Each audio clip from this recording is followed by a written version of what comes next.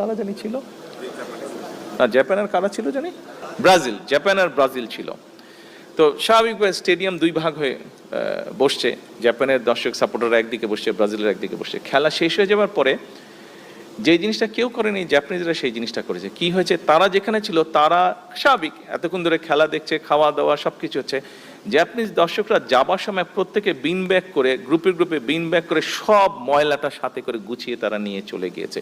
এই ঘটনাটি এইবার আপনারা হয়তো দেখেছেন, কিন্তু এই ঘটনা আমি আগেও দেখেছি, গত বড় আমি দেখেছি, বিভিন্ন জায়গায় দেখেছি, আমি নিজের চোখে দেখেছি একবার লন্ডনে, এটা নিজের চোখে দেখেছি। আমি একটা খেলা দেখতে গেছিলাম, সেখানে জাপানিজরা ছিল, আমেরিকান ফুটবল, জাপানিজ আর আমেরিকা খেলছিল ওখানে, সেখানে আমি দেখেছি ওটা খেলাটা, জাপানিজরা সুন্দর পরিষ্কার।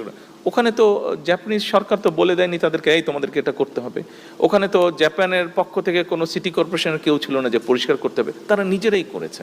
ওখানে তো কোনো তাদের মাথার উপর কোনো পুলিশ ছিল না, আইন ছিল না, কিছু ছিল না, নিজেদের সেন্স থেকে করেছে এটা। আমরা কেন পারবো না?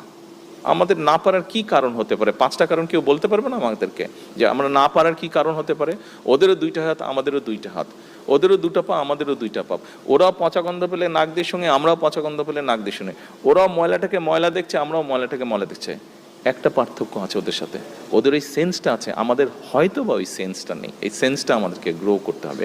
এই সহযোগিতাটা আমি আপনাদের সকলের কাছে চাই। এখানে যারা উপরে স্টুডেন্টরা বসে আছেন, ডাক্তাররা বসে আছেন, ঘরে যারা বসে আছেন, প্রত্যেকের কাছে, আপনাদের কাছে এই সহযোগিতা যে আসুন না আমাদের হাসপাতালগুলোকে আমরা একটু ক্লিন রাখার চেষ্টা করি, একটু ক্লিন করি।